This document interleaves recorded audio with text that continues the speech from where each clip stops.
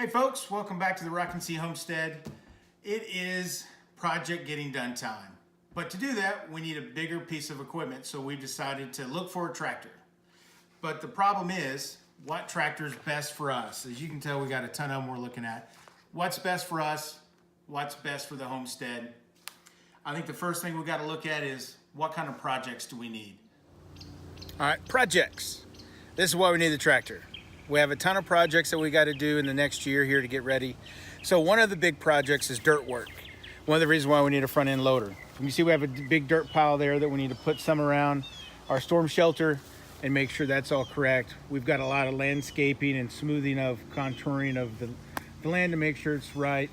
Also, when it comes to gardening for next year, we're going to do some more raised beds, and this just will help fill those and get that ready and all those kind of things for the gardening portion of it.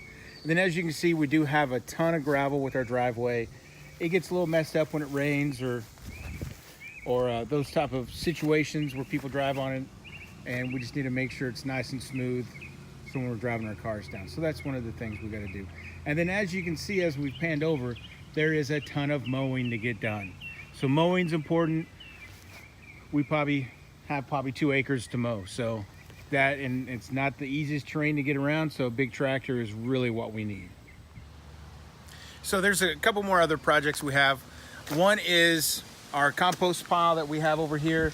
I'm thinking about moving it. It'd be much easier to do that with the tractor than just by hand in a cart. Another thing is tree removal, branches, those type of things that we deal with nonstop over here. Every time a storm comes through, it looks like we lose a limb or two. And if we ever have a big ice storm here, which we have about every winter, there could be a lot more than that. And then of course, stump removals and those type of obstacles. And you can see even we have a little bit of a fire pit situation there. We have to take care of some rock landscaping and those type of things. So we have tons of projects here on the homestead that we're looking forward to using this machine for. All right, folks, it is tractor driving time. We're heading off to the dealerships to check out a few tractors. We're going to go stop at a John Deere dealership. We're going to stop at a Kubota dealership, and we're going to stop at a dealership that handles LS tractors. So I'm super pumped, super excited to drive these and figure out which one's best for us. So come along and let's have some fun. Woo! First stop, the John Deere dealership. We're going to test drive the 1025R tractor. The pros of this tractor would be the resale value. John Deere is a well-established and trusted brand, and their tractors really hold their value. The pedals that drive the tractor forward and backwards are side by side, which is a feature I really like. Also, I have previous experience with this particular dealership, and they have provided excellent customer service. Some of the cons are the plastic and polymer components instead of metal. The loader bucket is not a quick connect component. John Deere tractors require the use of their proprietary attachments. The mower deck of the John Deere only has about 4 inches of clearance, and the hydraulics have to be disconnected separately. Next stop is the Kubota dealership. I'm going to test drive a tractor from their BX series. For me, these are the pros for this particular tractor. I like the ease of the implement attachment and removal. The hydraulics connect and disconnect as a unit rather than one by one. The Kubota has metal components, which I prefer. And I also like the quick connect feature that would allow me to use non-Kubota parts. Some of the cons are the foot rocker control. I prefer the side-by-side pedals like the John Deere has.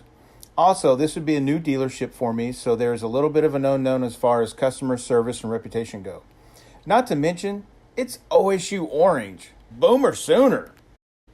Final stop, the local LS dealership. I'm interested in the MT1 series, but the dealer didn't have that particular model on site, so I tested out the XG series. Some of the pros of this tractor would be it's less expensive than some of the other brands we saw. And the model I'm interested in has most of the same basic functionality of the other tractors we saw for less money. And my wife really likes the way I look in blue. The cons for this tractor are that the LS tractors are not as well known and they're not as well established as a brand, and that kind of worries me about how good they are.